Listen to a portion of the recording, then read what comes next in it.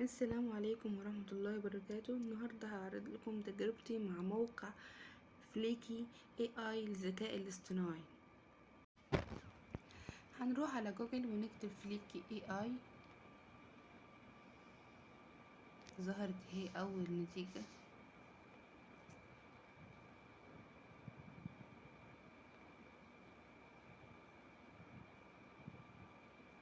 نختار أول نتيجة هي فليكي.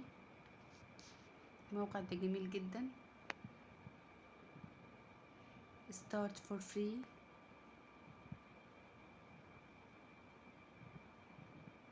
الموقع ده يا جماعة لو ما عندكش فكرة للفيديو ممكن تكتب العنوان بس وهو هيعمل الفيديو. حابب تعمل باوربوينت تسحب. لو عندك باوربوينت عايز تعمله فيديو تختار الباوربوينت من الملفات وتحطه عندك هنا. المشروعات اللي عملتها 3 مشروعات: أهمية الرياضة، كيف تصنع السعادة، طريقة عمل البصارة. جابت مشاهدات الحمد لله. طبعا لو اشتغلنا على القناة على طول هتجيب مشاهدات. طبعا زي ما حضراتكم شايفين اخترنا ملف جديد وفتحت لنا الصفحة دي. ادخل اسم الملف في اللغة واللهجة. مثلا كتبت هنا أغرب أكلات العالم على سبيل المثال.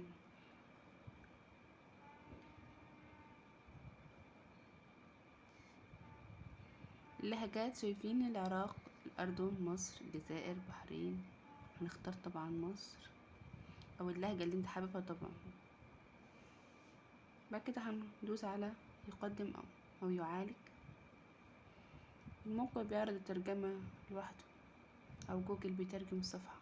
هنا بصوا فكرة، باوربوينت، أي حاجة في الاختيارات دي متاحة. الموقع جميل جدا بس مشكلته ان هو باشتراك مش مجاني. لو سأل هي تبع تويتر لازم نجيب الرابط بتاعه، المنتج له برضو الرابط، المدونة الرابط، النص تكتب النص وهو هيحوله الفيديو. ولو ما عندكاش فكرة تكتب بس العنوان وهو هيجيب لك فكرة ويعمل لك فيديو من عنده. بس موقع جميل جدا بس المشكلة ان هو عايز اشتراك مش مجاني. الحد الاقصى دقيقة المجاني، وتقريبا 3 فيديوهات اللي عملتهم كانوا مجانيين. بعد كده لازم الاشتراك.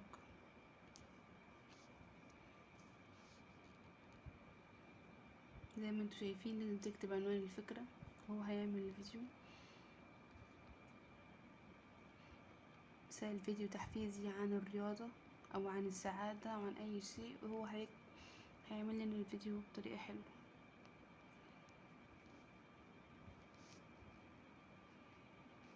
ندوس على يقدم دي. طبعا جوجل بيترجم تلقائي، اصلا الموقع باللغة الانجليزية. اتمنى تكونوا استفدتوا. ده اول فيديو اعمله بصوتي عشان كده متوترة. تشتركوا في القناة وتفعلوا زر الجرس. الى اللقاء في فيديو جديد.